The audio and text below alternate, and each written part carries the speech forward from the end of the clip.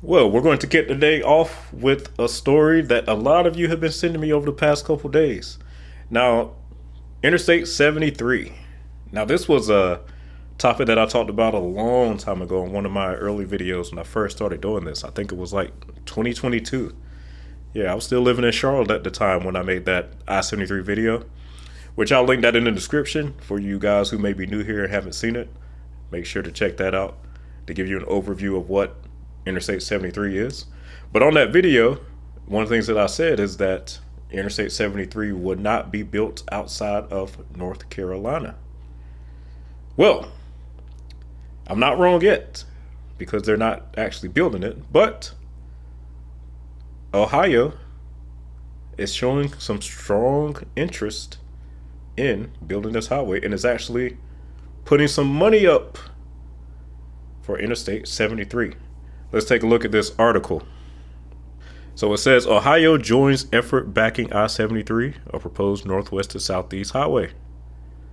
Now they got a map in here showing you where it goes. And basically it's running from Myrtle Beach, South Carolina through North Carolina, Virginia, where it's going to pair with I-77 and then run along the southwestern edge of West Virginia and largely follow the US 23 corridor through Ohio, through Columbus, connect Columbus and Toledo, and run here through central Michigan and either end at I-75 or run concurrently with it to the Canadian border. So this is basically an overview of the Interstate 73 corridor. Now, as of right now, the only parts of Interstate 73 that exist are in North Carolina. Right up in here. And South Carolina, to their credit, even though they haven't built it, South Carolina has done all of the work that goes into building a highway outside of the construction itself. And that's a funding issue. South Carolina simply does not have the money to build Interstate 73, and they have other roads that are a higher priority, such as Interstate 95. And the rest of the states, now Virginia, for the most part, doesn't have to do anything except for add signage to Interstate 77 because 73, or excuse me, no, I was talking about 74. So Virginia 73 is going to run through Roanoke up that I think is US 220 corridor. And Virginia hasn't shown any willingness, of course, to build it because why would they? It's not in Nova, so it doesn't matter. In West Virginia, they definitely want it, but you know, it's a funding issue in West Virginia also. It runs down here. I think it was the King Cole Highway that they were slowly upgrading. And in Ohio, some parts of US 23 are limited access, but there's still a lot of bottlenecks, so it's definitely not interstate quality. So let's get into the article. Let's see exactly what's going on with Interstate 73. So it says Ohio is examining ways to put underdeveloped parts of the state. These ads. Underdeveloped parts of the state on the road to prosperity by constructing a new interstate highway. Basically, in modern times, well, let's get to the Google map first. Make it easier to see what we're dealing with here. So here's Ohio. Here's US 23. Yes, right here. Coming in down there, Portsmouth. And they basically 23 almost bisects Ohio down the middle. And now I haven't been all over Ohio just yet, but I did get down here to this little area when I did my West Virginia trip, and I gotta tell you, it's a very economically depressed area. Like, it just looks sad. You can tell better days are behind this area. So what Ohio wants with Interstate 73 is the hope that this corridor, should it ever be constructed, can open up these areas down here to the south to development. Now let's go back to the article. I want to show you exactly what's going on. All right, so we switched over to rosenbridges.com. This one seems to be working. The cleveland.com site was acting up. So it says Ohio is taking steps to become part of a decades-long project to create a new interstate highway.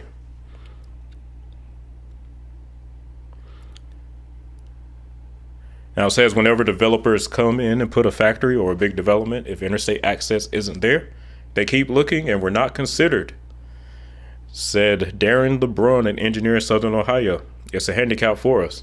And for those that don't know how these things work, it's very true. When large corporations or big industries are looking at a new location to put a factory or something like that, if you're not close enough to an interstate highway, you're getting passed over. So you can have a 4-lane highway, you can have sometimes a freeway that's not interstate standards, but if you don't have that blue shield nearby, a lot of times companies are no longer looking at you. That interstate highway is an economic boom. You got to have that in place if you want those big businesses to come to your area. So we're going to look at this other article. So Southern Ohio, if you look at the map like we just did earlier, you'll see that it's an interstate desert in Ohio. Even though Ohio has a decent amount of interstates, when you get up in this area south of Columbus, yeah, you're kind of in the desert. So if I'm a business and I'm looking at Lucasville, well, I'm going to see that. Oh, well, it's going to take me a lot of time to get my goods in and out of Lucasville because there is no interstate highway nearby. So in Ohio, they definitely want this interstate for economic reasons. And the rest of the article, they're going off about the funding. Okay, here we go. So what exactly is happening here? I guess we should talk about that first before anything, is that Ohio is currently conducting a $1.5 million feasibility study. So this is the first time that Ohio has put up the money to take I-73 seriously. That's what makes this a big deal. So this study is scheduled for completion by the end of 2026. And it talks about how highways are funded today, where states don't want to put up a bunch of money unless there's federal money. But the feds don't want to put up money unless they know the state is committed to the project. See, back when the interstates were first built, the federal government was paying for 90% of the cost. That's how you got this nationwide network of interstate highways built. Well, here in modern times, that's not necessarily the case. The federal government doesn't collect as much money in fuel taxes anymore, as the federal gas tax has not been increased in over 30 years. And the government doesn't spend as much money on infrastructure as much as it used to anyway. I mean, we got wars to fight. So what exactly is happening here? In the words of the Ohio Department of Transportation, it says an objective, transparent analysis of what it would take to connect I-73, while emphasizing that this is not a commitment to build the interstate, but it's a strictly informational study. So basically, Ohio is going to determine whether or not they're going to determine what it will take to actually build Interstate 73. That can be the routing, the environmental concerns, the cost is a big one, exactly where it would be, and is it ultimately worth the money to complete it. That's what the information that we're going to find out here in the next year or so while they're completing the study. So that's basically what it is. It's not a guarantee that this road is going to get built, so I'm not wrong just yet, because no state other than North Carolina has poured an inch of concrete for Interstate 73 just yet. But I will tell you that I know the people in Ohio would love to have an interstate that goes directly to Myrtle Beach. When I was living in North Carolina, if you got on Interstate 77 or Interstate 74 or 73 over in the Triad area, you see a lot of Ohio plates. So the folks from Ohio love coming down to the beaches of the Carolinas.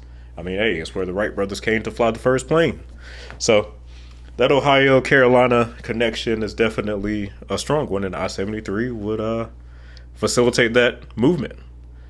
So that's about what it is. I'll link this article in the description if you guys want to read the full article. But yeah, Interstate 73 might actually see life outside of North Carolina. But we'll see. Interstate 73, ladies and gentlemen.